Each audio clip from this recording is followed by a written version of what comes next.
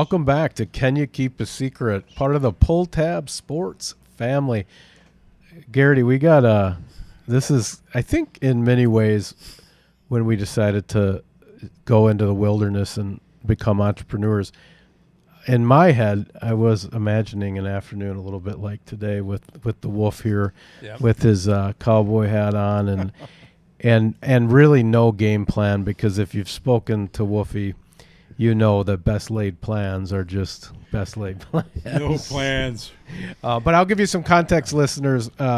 This is Private Conversations with Public Figures. We are here today with Mr. Bob Wolf, otherwise known as the Wolfie. He has been all over Nashville, all over the United States, all over St. Paul. And it's basically like meeting a member of the Highwaymen.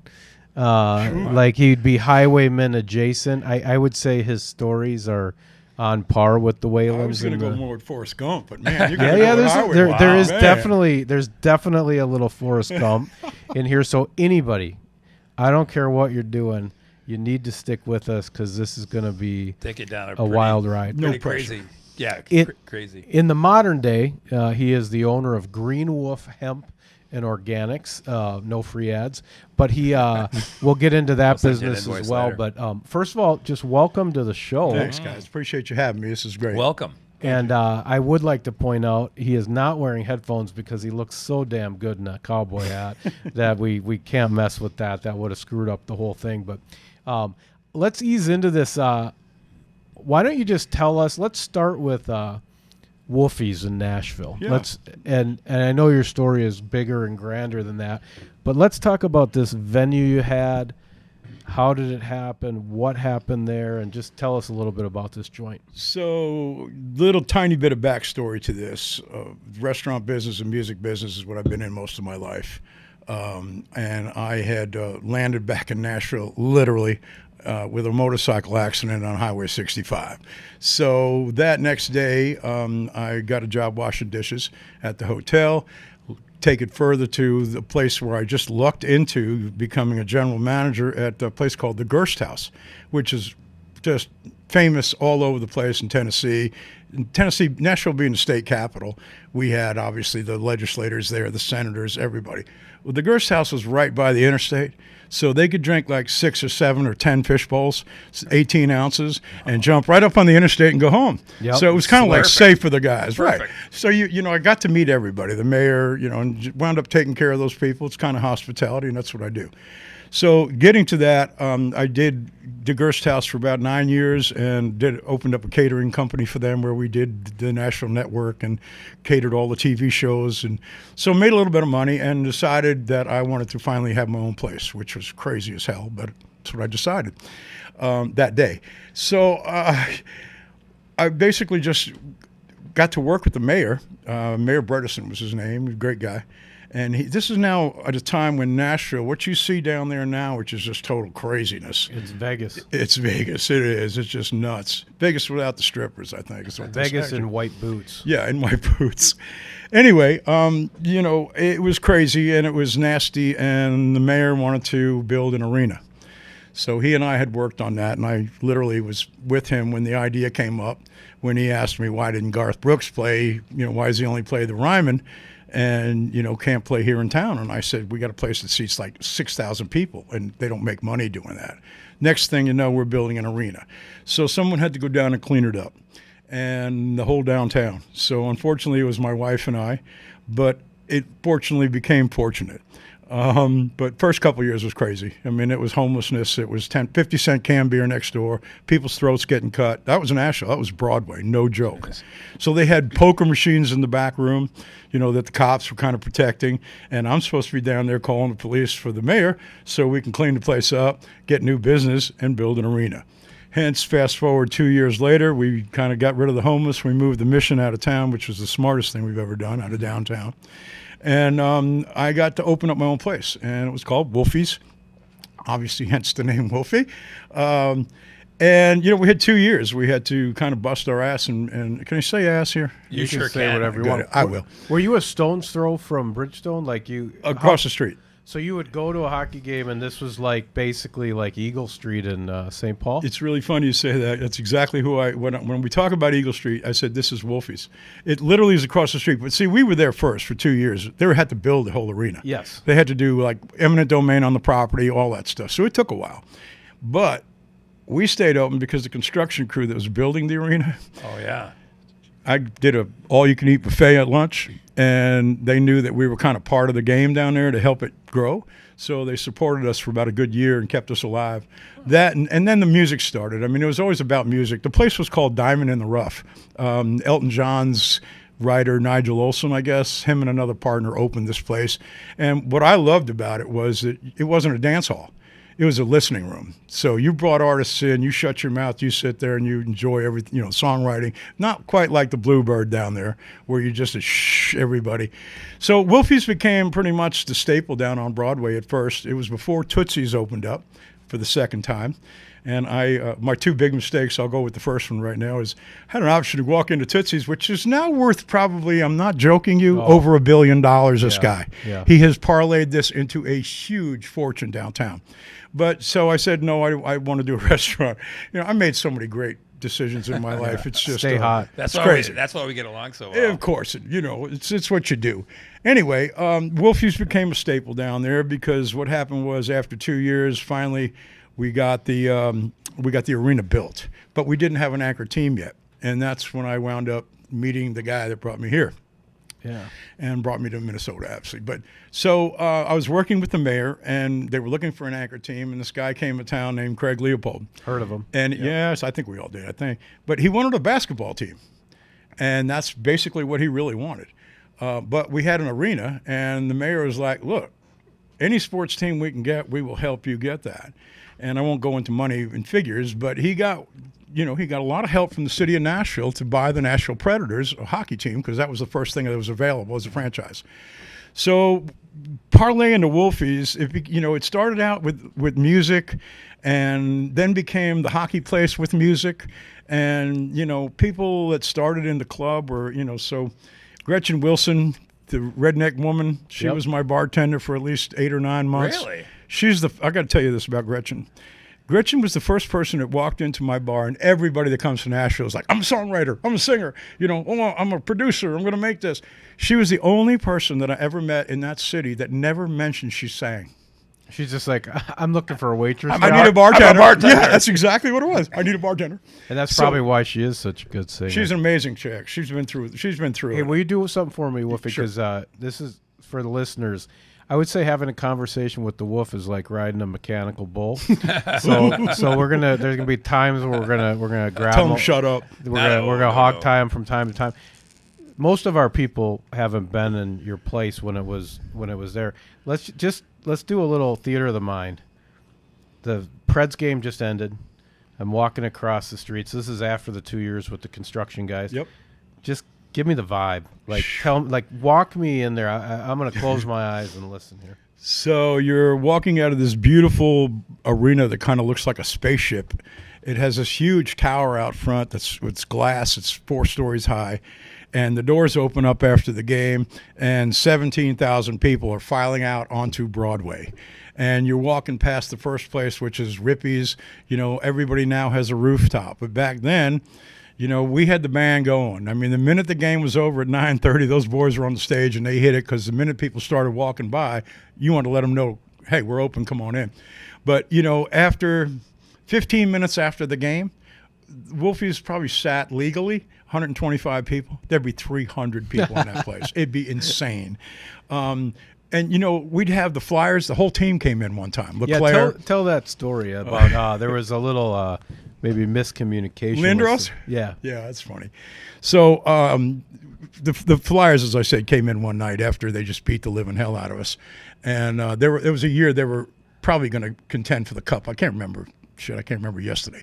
But so they came in, and, we were packed. But I obviously did everything I could to get them to sit. And they wanted to eat, so they wanted hamburgers and beers. That's what we were known for. So I got him a table. Everybody started booing and giving us hell. Well, Wolfie would always get up on stage. Shit, get out of crazy. I'm up on stage. You know, you're screaming, you're yelling, you're fighting, whatever. So I got up on stage and said, hey, guys, they're probably going to take the cup this year. Let's give them a little bit of credit. I said, you know, let's give them a nice round of applause. Smoothed everything over. Next thing you know, autographs all night long. And they were nice enough to do it. But they were eating burgers and beer.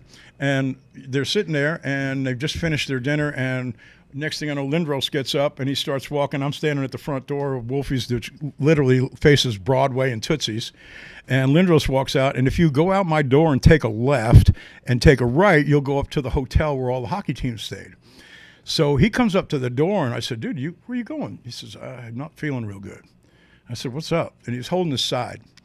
So I didn't go further. I said, you want me to? So I walked him halfway up to the hotel. He said, oh, I'm good from here. And that's the night he actually was in the bathtub and found out that his lungs or his kidneys, I think, were bleeding. Yeah, spleen maybe. The spleen, is that what it was? Seems like NHL guys' spleens explode. Broken spleen? Like, I don't know why. Could have been. But yeah, okay. So he gets a medical condition. So he gets the medical condition in there, and he's on, you know, they take care of him. And the next day I turn on, and I'm turning on sports in the morning with my coffee, and all of a sudden there's Eric Lindros being interviewed, and he says, yeah, I'm sitting at this place in Nashville called Wolfie's. He said, and I had a beer and a burger, and next thing you know, I got so sick. He said, I just couldn't walk. And I'm listening to this, and I'm going, Jesus, Eric, come on, dude. I even bought you the damn hamburger, which was funny. But no, so I called him up. We sent him some flowers that day and called him up, and he said, hey, man, I'm sorry. He said, I didn't mean it like that. I said, it didn't come off like that. You know, everybody knew the truth. Anyway, so LeClaire was in there that night. I mean, we just had them all. So Wolfie's was known as a hockey bar and the music bar. And an iconic bar, because there's a story, there's a tradition in Nashville that continues to this day. It was featured in an NHL commercial just this year. Tell us how that special tradition in Nashville started with tossing something on the ice. Alcohol. One word. That's true. But it was a good old fashioned brainstorm. It really was. So I what mean, it was a lot happened of there? fun. So we had a little bunch of guys that used to come in for every game called the Wolfie's Brew Crew. The Predators Brew Crew is what it was. And there's like 5 or 6 of these guys, old guys with beards, you know, just big old hockey fans, from half of them from up north, that moved to Nashville and worked at the Springfield plant building cars, but they were from up north. So they were all in the club, and we'd sitting there one day, and we had just gotten the team, and we really hadn't even had but a game or two, I think, and Detroit was on the bill. And I said, we were all sitting around and had Jack sitting on the table doing shots and getting ready to go to our game.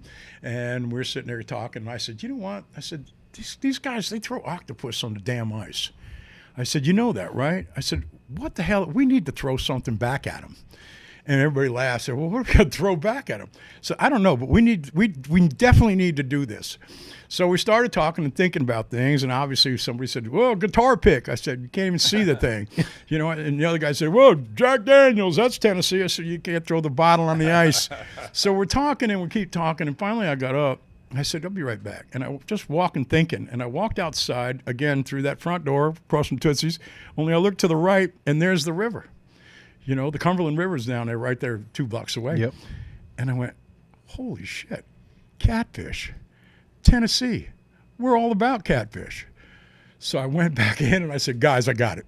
Catfish. And they went, oh my God. So we had another shot, and we decided that the next day, 2 days later, because the game was in 3 days, I went down to the fish market, local fish market, and I asked the guy, I said, hey, you know, I need a whole catfish. Well, the only fish he had was like 9 pounds. It was huge. So I don't know if you've seen the commercial for the Stanley Cup. Yeah, it's large in the commercial for the too. Preds. Yeah. That's exactly what I did. So you buy this huge, and then what do you do? So I bought this huge fish, and I wrapped it in newspaper. Okay, and I had to sneak it in, obviously, even though everybody in the arena knew who I was. But still, I snuck it in under my Preds T-shirt, you know, my hoodie, and I got a little bit of a gut here anyway, so it wasn't hard to. No, come on. No. You're so sweet. All right, so anyway, I snuck this fish in, and I had seats, special seats that were down by the glass, and we had 3 other guys stationed in the arena that were going to the game that when I threw this fish, we were all getting up to run. That way they had no idea who the hell. Diversion. That's the best. The diversion. That's like the fake caravan with the president. I mean, that is the fact that you took it to that level that you had fake runners. Oh, that's so good. So they needed when did you throw it? Do you throw it after the first goal? After the first goal. So you needed them to score. Exactly. And they didn't score for almost the third period. Wow. And I'm sitting there with this thing is sweating and getting nasty. And I have a beautiful lady sitting on the right of me who I had no idea who she was. And obviously nobody said anything. Can she smell it? Oh, yeah, I could smell it. Jesus Christmas. Never mind. I'm going to behave. No, that's okay. The old outlaw almost came out there for a second. So, so they finally scored the damn thing. And I unwrap the damn thing and I get under my seat and I pick it up and I get on and throw it. And there's the damn net's sitting right there for the goal. I forgot all about that. So the damn thing comes back. Come on, and I swear to God, ball's down in front of me. I picked the thing up. I went over a couple things and I threw it. Everybody's running by now. Yeah. You missed the first shot. Yeah. Well, obviously after that, everybody kind of knew who it was. But Leopold didn't even know. We didn't tell Craig. He honestly could not say who threw that catfish. So that became a tradition. And organically, so people just started doing it? Well, I had a club upstairs in the tower, that glass tower on the third floor. It's called Wolfie's Den. And it became a tradition where if you wanted to throw a catfish, I got it, yep. I'd have 5 or 6 of them up there and we'd give it to you and let you go in and throw it. Just to build a tradition. God, I love that. I love that. They still do that? Yeah. Yeah. No, it's a Every Stanley game? Cup. No, not every game. Just the playoffs? I think Or more key towards games? the playoffs now. The funny thing is the Titans got a hold of it for a while, and you had about 7 of them. And those guys, when they do everything just off the charts. They got 3 fish in each hand. Got a Budweiser can in one of the fish. Yeah, I've seen a guy drink, I think, a beer through a catfish. Through the fish? Yeah, one of the Titans. It's gotten crazy. Can You Keep a Secret is sponsored by Chill Boys. It's been hot. It's been nice, but it's been hot. And if you need that Coors Light silver bullet train, you want to have that feeling of that train running right between your legs, you need a pair of life-changing bamboo boxers and briefs. It's like menthol for your man parts. I swear to God, you open these packages, you'll put it on your cheek, both of your cheeks and your other cheeks, and you're just going to feel the cool. It's unbelievable. Quit putting your balls in a Velcro wallet. Get some decent underwear. Check out Chill Boys at chillboys.com. Use pull tab 15 for a deal. And if you find yourself on the golf course, please use the Grint app. It keeps an official handicap. It's got GPS. You can do games. It's all there, and it's social. You get a birdie, you're going to get an attaboy from a buddy. Check out the Grint, where golf happens. The heart of your story, we're going to get into it. If anybody's watched the documentary on We Are the World on Netflix, which is outstanding, we'll get into the role and kind of a really special piece that Wolfie played in that story. But I want to finish on one more story from your club. Can you tell us about Mr. Dierks Bentley? He had a hat trick of his own, I think, at your place. Hat trick, I love that. Exactly. So This is a lot of the artists would come into Wolfie's because the record labels knew our club. And like I said, the difference with Wolfie's was you didn't dance there. You had to listen. So you sat there to come listen to an artist. And if some of the up-and-coming artists that needed a place to showcase for the record label and didn't have a lot of money, they'd come to the club owner and say, hey, can we play here? We'll bring you a little bit of a crowd. The record label's going to be here. So that's sometimes how we got some of these guys that came in. I'm a musician myself, obviously. I played with everybody, but those guys, you want to help them out. That's what we're down there for. Mm-hmm. So this guy named Jay Andrews, a steel player, comes up to me and he says, hey, there's this dude over here named Dierks Bentley. And he says, I know the guy. He says he's got, I forgot which, it doesn't matter. One of the labels was going to come and do a showcase. He said, would you mind putting him up on stage? So I said, hell no, bring him in. So we met him and he got up on stage and, the first night, this became a weekly thing for about 5 weeks. And he got up on stage and, the first night, good-looking kid, young kid, good singer. No, I didn't think he was actually great at the time. He was very green still at the time, I thought, very young.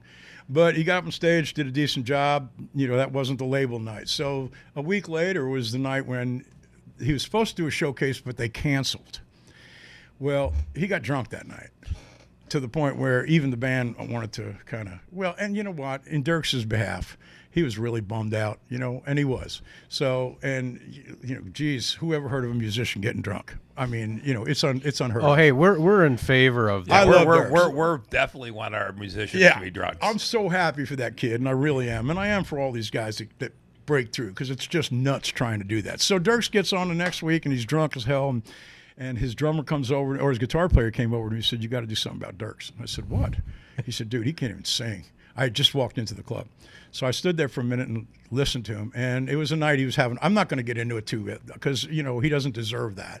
He had a bad night, and he basically just said, "I don't want to do this, blah blah blah." And I walked up to him on stage, which I was known to do, and kind of whispered in his ear. I said, "Come on, I want to talk to you." He said, "What?" I said, "I need to talk to you right now." I said, "The band's going to take a break." So the band left. So obviously, I said, "Dude, we can't do this." I said, and then I got pissed. I said, "You know what? You young guys don't understand. You don't get many chances here." I said, "These guys are coming in right now to listen to you in another week to get you a record deal, everything you've lived for. And you're sitting here shit-faced in my bar acting like an asshole." And it took 2 or 3 days, but he finally came back and he said, "I'm sorry." And he did. And it happened. This happens all the time, so I'll just leave it like that. Anyway, I really, again, I do care about all the artists that came through my club. We had so many great bands. Everybody's played at Wolfie's. That was the crazy thing about that little place. So, yeah, Dierks got his record deals at my bar. Finally, 2 weeks later, he got signed. And he played all the clubs downtown. They all did, he just...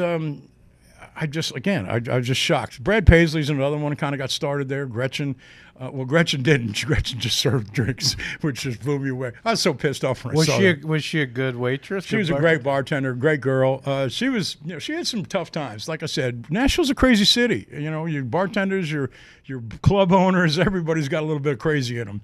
So she was, in a situation in her life where she had to get out of this other place she was working, because she was dating the owner or something. And so I gave her a job. Didn't know who she was. Didn't know anything. And then, like I said, about 8 or 9 months later, Kenny from Big and Rich comes in the club and starts talking to her. And I'm going like, why the hell does he know Gretchen? And I go up to her and she says, "Yeah, I'm probably going to get a record deal." I looked at her and I said, "You never even told me you sang, girl." You can't even make a gin and tonic. Yeah. So, it was a very special place. And, it was 13 years of my life. I got to experience so many different things, got to meet so many great people, from, like I said, and the hockey world, in the sports world, in the music world. It was just such a unique little place because we did a little bit of everything. But, yeah, it was Nashville. It's a completely different place right now. It kind of sold out a little bit, and all those bars down there that everybody owns, they really kind of aren't the ones that own it. Although, right. What's his name? Great night the other night with Post Malone and Blake Shelton at Old Red at the club. Reminiscing those guys. I watched the whole thing and reminiscing about some of the stuff. And those two are clowns. Blake is a clown. There's no question. He's great, but he's funny. But like I said, you look at these kids now, and they're kids. Shit, I'm old. But this is 20 years ago when they first kind of got started. Did you sell it, or you just got out? I sold it. Okay. Sold it to my competition. Who, actually sold it to Tootsie's, the guy. Okay, that's kind of ironic, huh? Yeah. I think you doubled down on your bad mistake. Doubled down on the bad mistake. You selling that bar right outside of Bridgestone makes me feel better about selling my Michael Jordan cards at the Thunderbird Hotel when I was in about 12th grade, because I can't imagine what that real estate is worth today. Oh, yeah. We need to hear from our sponsors here. Can You Keep a Secret is sponsored by Summit Mortgage and Sheldon Frank. It's not easy to buy a house. I went through the process myself with Sheldon, NMLS 213346 and Summit Mortgage. I should have bought him a bottle of scotch when we were done with this, because he gave me the white glove treatment. Every home buying situation is different. Sheldon's seen it all. In my case, I was starting a company, building a house. Interest rates were crazy. He got me pre-approved, and he gave me white glove service the whole way. Sheldon will be there for you. He's buttoned up and won't make mistakes. He's a hockey guy, so he only has pucks, no balls to drop.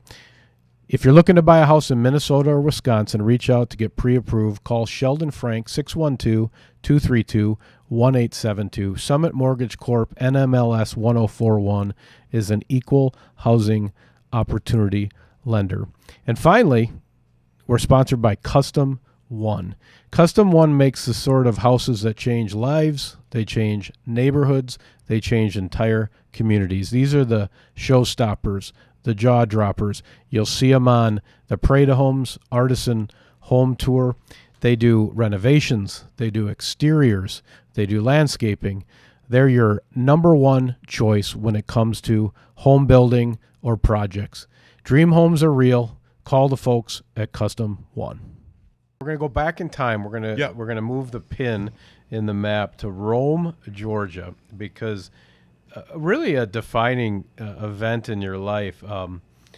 Little song called "We Are the World." You're a radio DJ in Rome. I want to tell you the story. Tell the listeners the story of really a moment of serendipity playing the song, and kind of what that turned into. Sure. Just a guy with an idea. It really is just that. And you know, it was an idea that when it worked, I was obviously blown away seeing the results of what happened that day. But yeah, I was just a disc jockey. A little backstory. Got to have a little of that. I was playing drums with Johnny Paycheck for about 5 years. Take this job and shove it, dude. Yeah. And you know, we were running hard. That's all I can say. And one night I ran a little too hard. And that was when, call it what you want, but I call him God, kind of come and said, hey, dude, And I got a wake-up call that night. And I had to get out of playing drums, and I had to kind of get off the road and realize that those days are kind of like behind me for right now unless I can straighten my ass back up. We snorted Peru that night. That's all I can tell you. So I went to work at a radio station because a friend of mine said, dude, you got a great voice. I used to sing. So he said, you got a good voice. He said, you know, why don't we try to do you a little show and showcase you to the boss and see if, you know. So I wound up doing that, and I got the gig, and I got the morning show. It was 71 Country, WROM, an AM station. Probably had 3 listeners when I started. You know, it was just fun. I was talking to myself every morning, but it was good because I could play anything I wanted. I was the music director, one of those you know, deals where you're everything. You know, you got one title, and it's everything. So I was sitting there one morning, and I was previewing this was back, oh, God, kids, you're not even going to remember this. This is back when you had 45 records, okay, and turntables. And we had a preview turntable for when we were on the air. We could listen to something ourselves to see what it was. And every morning once a week, I think we'd get like 15, 20 singles, new ones that are coming in, new releases and stuff. And because of just what I really went through, you know, with the blow and having to leave the love of my life, which was playing the drums and making music, and that really was my passion, still is. It got very nostalgic for me to see a record that had 46 people that were in the business that I was in, obviously not on their part, but on their level. But 46 artists to be in one studio and to get along and record this record without egos. You know, before we all knew the real story of what Quincy did. But, you know, I was just blown away. It was like, Jesus, this is so cool, man. This is so freaking powerful. So I said, how the hell do I get to play this record on a country station? You know, all of a sudden I'm listening. I said, there's a guy just told us. I said, Jesus Christ, that's Willie Nelson. Oh, my God, there you go. Loophole. Throw Willie on there. So I said, I gave this big preview that morning to my listeners, my 3 listeners, I guess.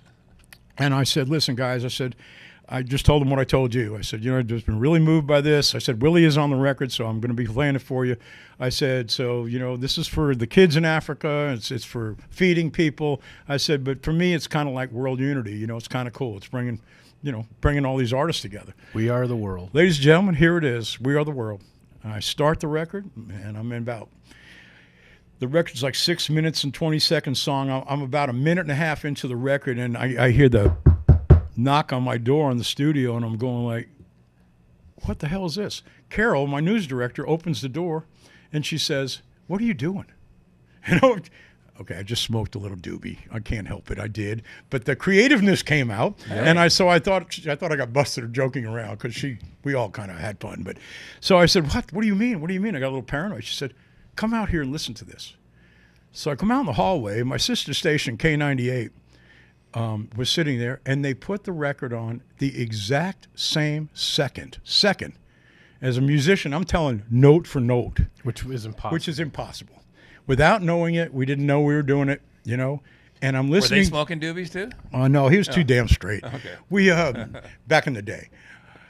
So I had 4 radio stations. I had 4 speakers in the middle of the hallway with 2 stations, and I went, this is insane, dude. This is just crazy. I got goosebumps for minutes.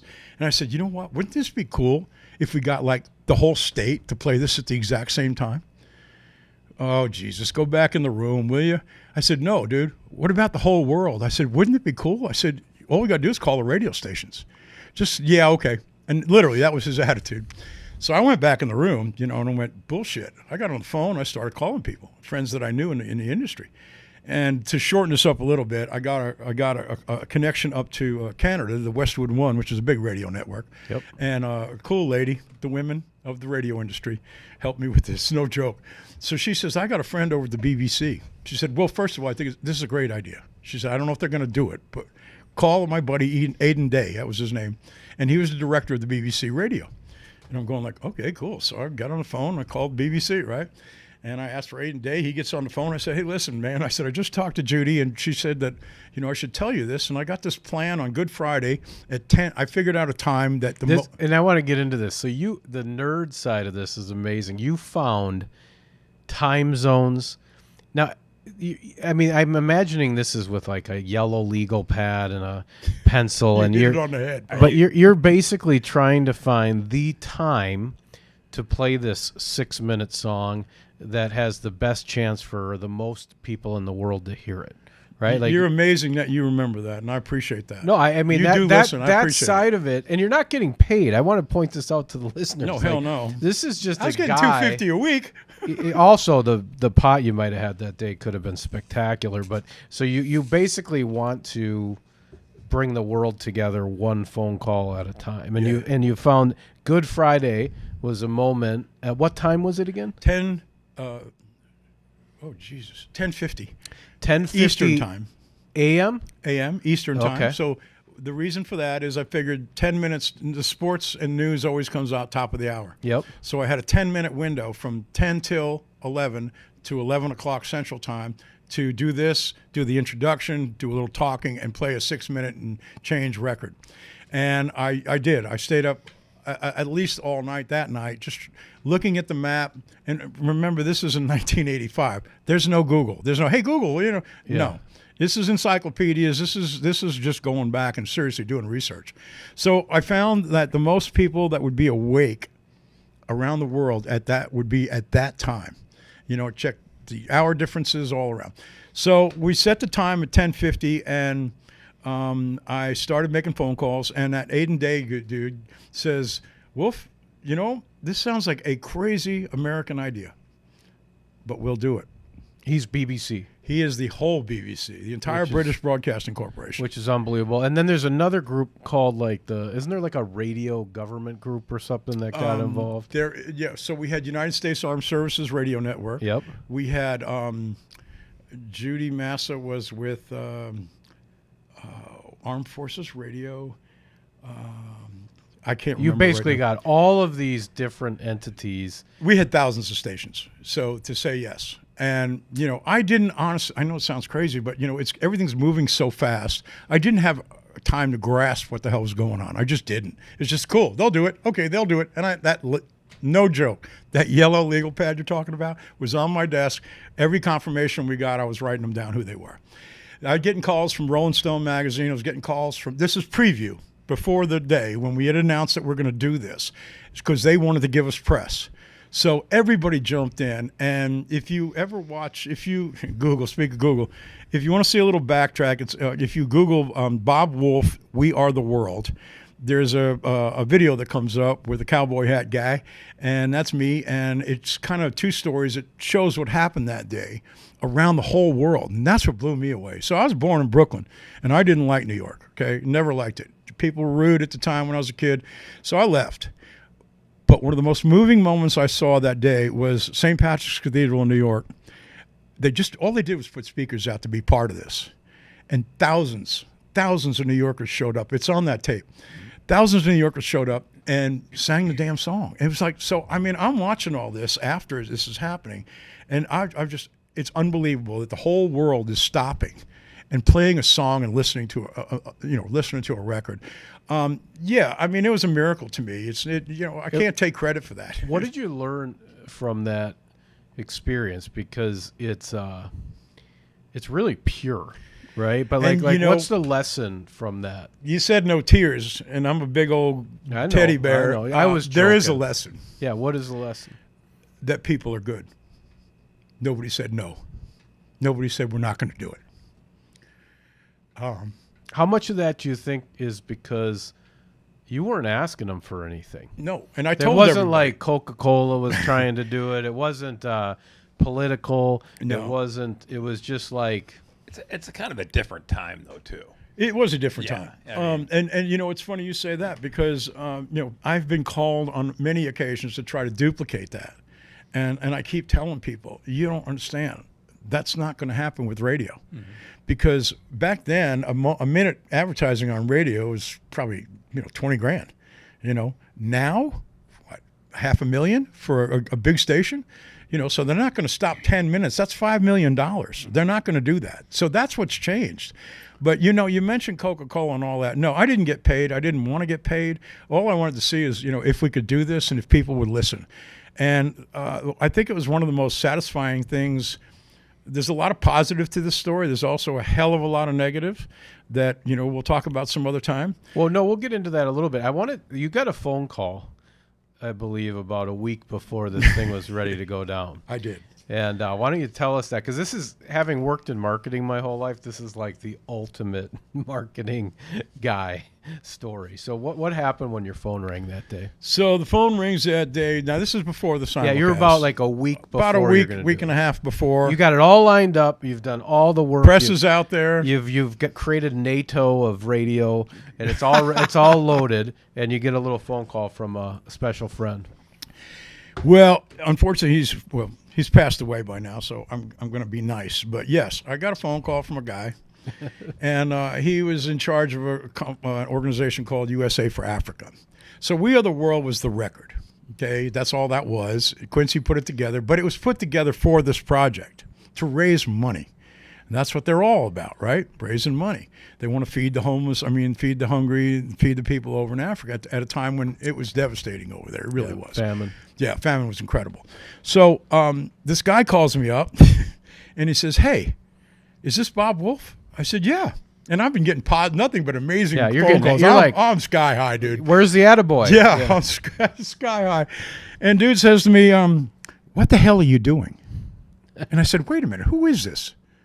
He said, "My name's Ken Cragen, and I am the president or whatever of USA for Africa with We Are the World." I said, "Oh, great. So you're calling because..." He said, "What the hell are you doing? Who gave you permission to do this?" And I'm just like, what the hell is he saying? I said, "Sir," I said, "I got all this stuff lined up, ready to do. What do you mean, who gave me permission?" I said, "I'm a disc jockey. Your record's public domain. It came in my office to play. It's public. I can play it whenever the hell I want to play it." Yeah. He said, "Well, I'll call you back."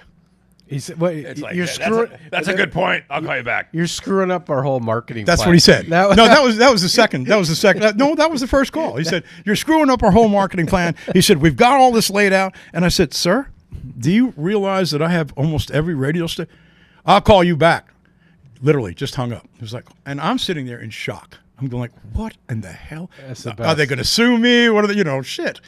So he calls me back the next day, and I'm on the air. So they passed it back on the air, and obviously I didn't have it live. So I pick up the phone. He says, "Wolf, this is Cragen again." I said, "Hey, Ken." He says, "Listen, this is incredible." He says, "What you've done is just absolutely amazing." I'm going like, is this the same guy that called me yesterday?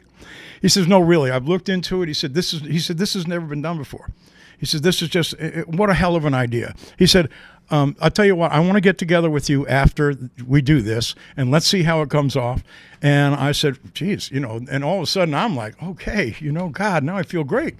So another a week goes by, and we got all these things happening. I had a stepson that I had involved at the radio station, that we had a kid from Russia talk to each other through satellite. That right before we started the record worldwide, I had 18. So about the size of this studio, we had 18 camera crews from around the world. Literally, I mean, Rome, Georgia, they had a levee behind the radio station. There's helicopters landing on the levee. It was insane. It's so much better, by the way, like that. You think of like even some of the phrases we say, I'm 50, right? Water cooler conversation, drink more Ovaltine with the decoder ring. Like to have that community feeling, to just have that song get played around the world at the same time. You couldn't do it today. If you did, it would be an influencer on TikTok and hashtag ad, or I don't even know what it would be, but it was just a pure moment out of it started with a crazy idea. It was a lot of follow through. And I thank you for recognizing that, because that's exactly what it was. I mean, and I say, I don't mean to get cheesy, but there's something bigger than us in this world. And if you really watch that tape and forget about me, but watch what happened that day and the way people reacted, you had some of the biggest disc jockeys in the world. Rick Dees, Disco Duck guy back in his day, one of the best, from all over L.A., literally get interviewed and say, this is really special. I mean, the fact that a piece of music just stopped the whole world. And it literally stopped the world. I mean, when you see that, they go to Germany, they go to England, and they show you how this record just changed everything for 15 minutes. So, I mean, to sit there and watch that, of course, it felt like an amazing accomplishment. But more than that, it was like, Jesus Christmas, I felt chosen to kind of help lead this thing, without even knowing what the hell we were doing. And that's true. So I had to kind of get the other guy involved, the guy that kept telling me to go back in the room, because he was part of the story, and he never wanted anything really to do with it anymore. Oh, I had my 15 minutes of fame, blah, blah, blah. I said, dude, it ain't about fame. I've worked with the biggest in the world. This is about what we just did, what just happened. So it was a big day, and that was 39 years ago. And so I'm going to go ahead and, if you don't mind, I'm going to continue for about another 2 minutes on this, because there's something pretty special that I'm working on. Yeah. And maybe it's too soon, or you had it later on in the. I don't know how much later on in the show we got, but we're unscripted. We are? Okay, good. So that's amazing. You're the first. So the difference between now and then, and we said we could never duplicate this with radio. You couldn't do it with radio. There was no internet back then. There wasn't any cell phones. I was on 3 weeks in a phone on the couch at the radio station calling all over the world, people different times of the day, different time zones. But it's 39 years later, and the Ken Cragen thing, I guess I should finish that. Yeah, you got done dirty here, and you got to figure. Yeah. I'll help you with it, because my understanding when we talked about it was they wanted you to do another. You were basically queued up to win an award, even at the American Music Awards. Yeah. So you're going to get recognized. You got Quincy and Lionel, Michael Jackson. Michael, you're in the holy trinity of the We Are the World, because you're the guy with the idea that made a song called We Are the World get distribution in that type of way. So you're basically on a victory lap, and what happens to you? You get the rug pulled out from under you. So obviously the thing was a huge success, and Ken calls me back after, and he says, so I got to backtrack. Before Ken calls me back, I called a friend of mine, John Schneider from the Duke, and I'm not dropping names. He's just a friend, Jesus Christmas, the old Bo Duke boy. Love him. And I called John, and I said, hey, bud, I've got this crazy idea. And this is like 2 days after what happened, so he knew what had happened. I said, I want to do this again next year. I said, let's just keep this up and keep trying. I said, I've already made some phone calls, and they're willing to do this again next year. So here we are. We got it planned. In 3 or 4 days, guys, literally this thing grew out of nowhere. Like, he's doing it again. This is going to be great.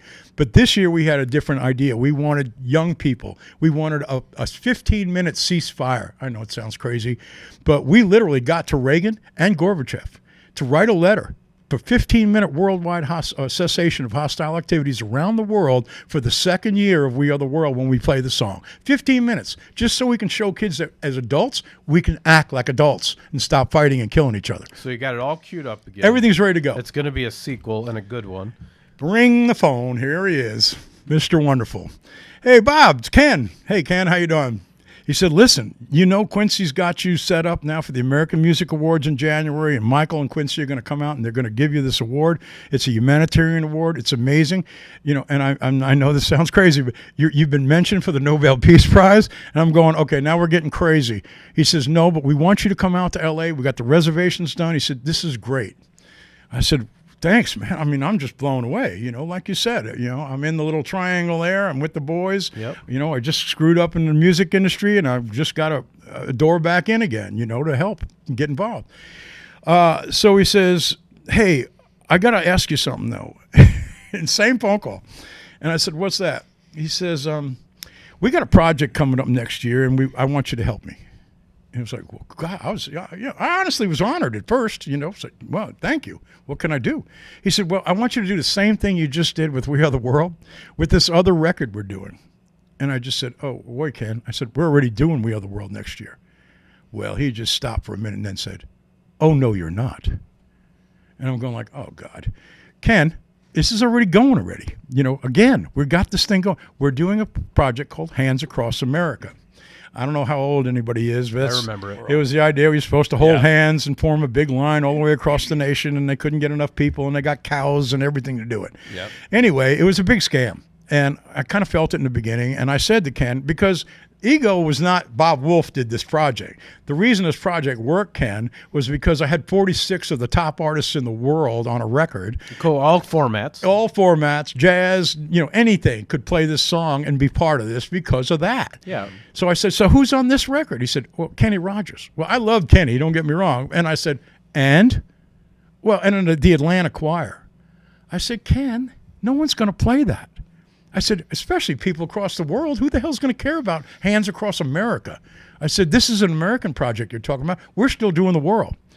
Well, I got to tell you something. You can't do that. I need your help. And I said, okay, let me ask you this. How long's the record? So I'm really trying really hard to back up and please this son of a gun. You're trying to find something that works. Something that worked, you know. I mean, you're building me up, and then you're kicking me straight in the ass, you know, and tearing me down right in the same phone call. And I'm trying to like keep it halfway balanced, and I'm going like, dude, John Schneider's helping me with this. We got this done. You know, it's already happening. I said, we talked to Senator Sam Nunn. I mean, I'm talking to everybody. He's going, Bob, I need you to do Hands Across America. I said, so how long is that record? It's 3 minutes and change. I said, perfect. I'll do both of them. 3 minutes and change, 6 minutes, 20 seconds, 10 minutes, top of the hour, news, boom, we're out. And all you're doing is playing music that's already That's all I'm been doing. released. So you don't even need to ask No, permission. I didn't. So you tell you find a solution. Let's put them together, 10 minutes, and what does he say? I did. And he says, no, that's not going to do it. He said, all the focus is on Hands Across America. Well, they already raised the money for We Are the World, so they didn't care. It's on to the next one that's going to make money. It's about the money, you know. And I'm sorry to say, but most of the music business is that way. It's the industry. It's like big corporate. Same thing. Record companies are big corporate. They're going to make the money and get the hell out. So he says to me by the end of the phone call, he says, well, I'll tell you what. I'm going to give you 24 hours. And I knew it was getting serious when he said that. And I said, for what? He said, I need an answer. I said, I just gave you the answer. I said, we'll play both of them. That's not good enough. I said, Ken, come on. I said, this is already happening. I said, I got to do it. I can't back out now. He says, I'll give you 24 hours to make a decision. I said, I've made my decision. He says, I'm going to give you 24 hours. I'll call you tomorrow. Click. Seriously. Calls me the next day and says, so what are you saying? I said, Ken, I already told you. I can't do this. I said, we've got this thing going. I said, I've got kids involved. This is for the children. They're all going to write a letter of peace to John Schneider, what peace means to you. It was incredible. We had 30,000 letters come in Rome, Georgia within 3 weeks. And this dude's on the phone saying, you can't do this. So, I mean, I started getting upset. And I said, listen, dude, I'm doing it. It doesn't matter. Well, my favorite line of my life. I just got this guy's record around the world. He just wrote me a note on the record jacket and sent it to me and said, Bob, you made my record into a worldwide movement. thank you. And he says, Wolf, you're a nobody from nowhere. And he says, remember that. And he says, your award's been canceled. Your flight's been canceled. I said, Ken, I really don't give a shit. Kiss my ass. We're going to do this. I said, and you know what? It's going to be a huge success.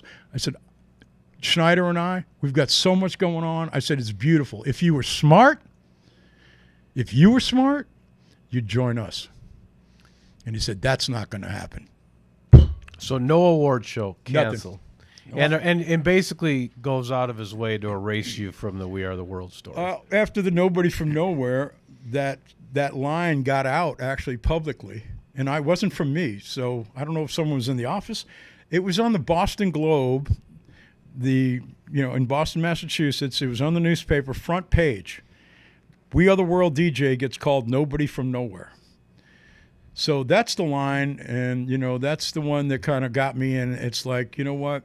You just keep going. And this is stuck with. It's funny, sometimes hockey players, they remember the games they lost more than the ones they won, or the fish that got away more than the one you caught. This has really stuck with you.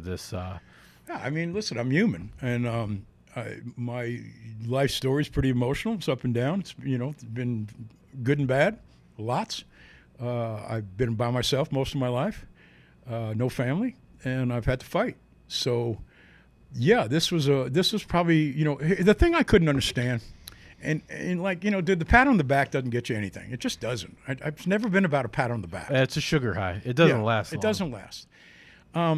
What I never could understand is, and I keep watching this damn video that I said when I Google it, and I do watch it once in a while. And I look, again, I remove myself from this video, and I go, look at this. Look what happened that day. It's just crazy. It's never been done before. No one ever thought about doing anything like that. There's never been a simulcast before that day, let alone worldwide, let alone every damn radio station in the world, satellite, everything got involved in this. Muzak. You remember that elevator music? Yeah. If you watch that tape, they were running it in elevators. Huh? Yeah, Tony said, he says, at any given time, 20 million people are listening to our service. So just that one service, 20 million people are listening to We Are the World at that time. And I kept going like, what is it that I'm missing here? No one felt like it was a big deal. And I don't want to be a big deal, but Jesus Christmas, I mean, look at it. It was insane. What it does in this industry, and what I've always seeked was not music or fame. But once you get something done, you get to do more, obviously, right? You get credibility. So I go from overdosing on blow and playing drums to almost a Nobel Peace Prize. To almost, well, I still don't know that that's true, but it was mentioned, so he says. Anyway, but yes, almost to that level. And, and you get kicked in the butt. And cuts your legs right out from under. No, they did. And that's happened a few times to all of us. I mean, all of us get our legs pulled. Not you, Tom. No, Tom's on top pretty consistently. I'm Teflon. I'm about as tough as it comes. Well, no, I got to say, I found a guy that was a lot tougher, but I won't get into that right now. So did you ever have another interaction with this guy? I did not. So over the years, this is again 39 years ago. Over the years, I had the government of Haiti call me.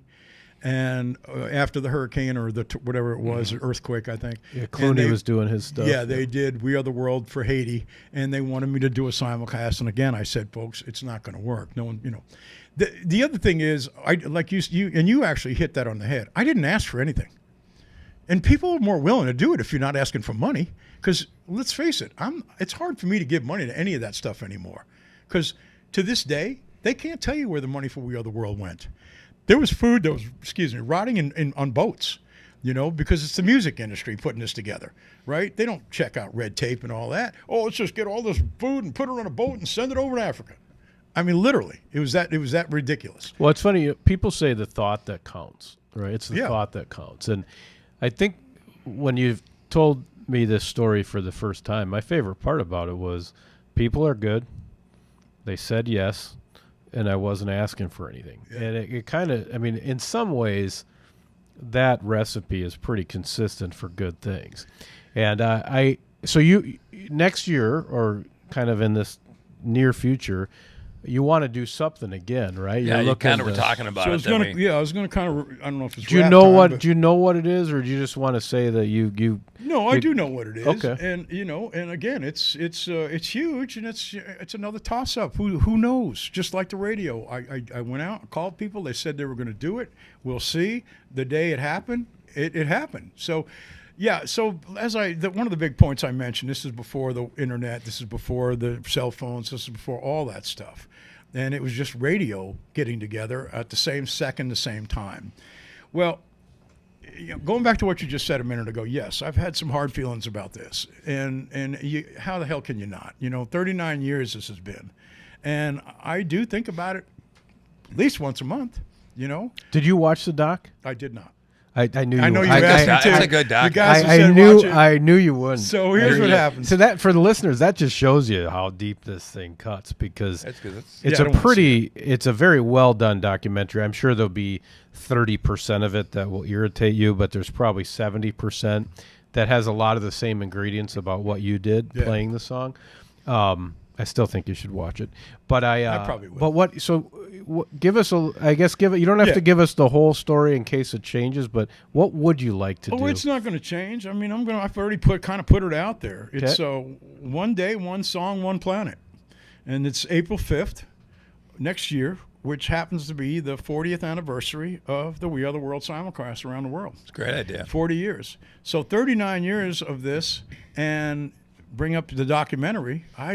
Sure, I think about it. Do I talk about it? No, So out of nowhere, one night, not too long ago, my phone starts ringing, and and I get texts, and I got a text of me on a television screen with the other disc jockey, and Leopold sent it to me, and he said, "You're in a new Netflix documentary." Yeah. And then everybody started sending me this thing, and I'm going like, "What is this?" And here it was, We Are the World, being mentioned 39 years later. And this was the first tiny bit of credit. And, and actual, this is the guy. Now, they still don't know, nobody still knows that the simulcast was completely different. Had nothing to do with those people at all.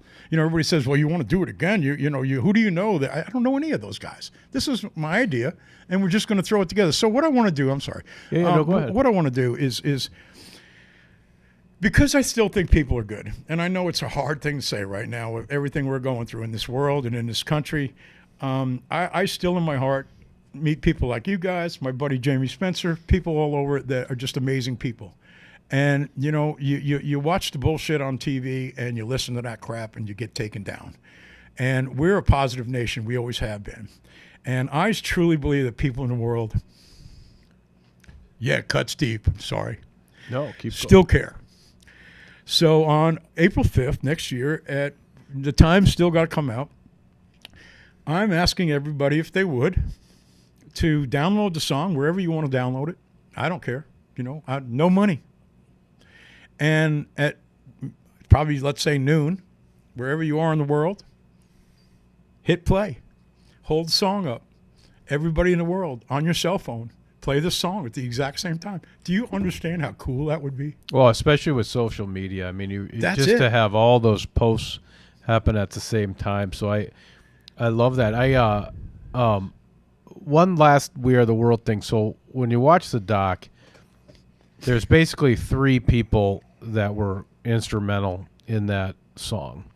It's Michael, who's passed, obviously, and Lionel. They're the songwriters, essentially. And then what Quincy had to do was sort of Coordinate. conduct this symphony of all of these egos and all this. So as you kind of got done dirty a little bit, how do you think of these three guys? Did you have any contact? Was Lionel, were any of them better than the other ones, kind of trying to get you back on track? Yes. So I still to this day don't think that the argument was Michael Jackson actually wanted to stay with We Are the World, okay, for the second year. Lionel and Quincy and Cragen wanted to do the Hands Across America song. Are they all on the same label? No, but they were all in the same organization, kind of. They were tribes. Yep. So there was a big argument, and Michael, and I mean, really, a blowout, because Michael wanted We Are the World to stay with We Are the World, And I actually got to talk to him twice. And he basically said to me in a very short conversation, he said, stay with it. He said, please stay with it. He said, it's an amazing song. He said, what you did was incredible. He said, stay with it. Everybody's fighting against you and me. And he called me one more time and he said, thank you. Because I announced we're going to do it. We don't care. Lionel, I don't think to this day even knows. Well, and you know, I said that, but some of my friends said he has to know because he was I guess on this documentary, it was his production. So obviously somebody, as my friend put it to me, They put you in. They put you in, right. Yeah. You're not on the cutting floor. So you got a little bit of credit for the first time. So, you know, I think it was the first time that Lionel actually realized that, you know, that this simulcast came out of, you know, some dude, you know, in a little town. You know, so, you know, the Netflix thing opened up my door. And I wanted to duplicate this in a much different way. And now, you know, it just fell into place for me when they opened this door and said, okay, so you got a little bit of credibility. Well, that's all I needed. You know, I was part of this. Up until then, I'm going, I could sit there and say this to you guys all day long. And so, yeah, sure, you were okay. You know, but there's proof. So now I can kind of come back out a little bit. And I already started on a very slow, you know, very low thing. And, you know, we got a little talk about, you got a little sizzle reel possibly going to go and pitch this thing a little bit and tell the story hopefully before the 25th or the 5th of next year. Mm-hmm. I know it's short time notice, but, you know, listen, I've never been in charge. I got a tattoo on my arm that says GT. It's from a very dark time in my life. You know, God saved me 3 times in my life, and I'm going to preach right now. I've been dead 3 times. I've crossed. Yeah, the outlaw story is true. I've been shot, motorcycle wrecked, the whole 9 yards. At a very dark time in my life, I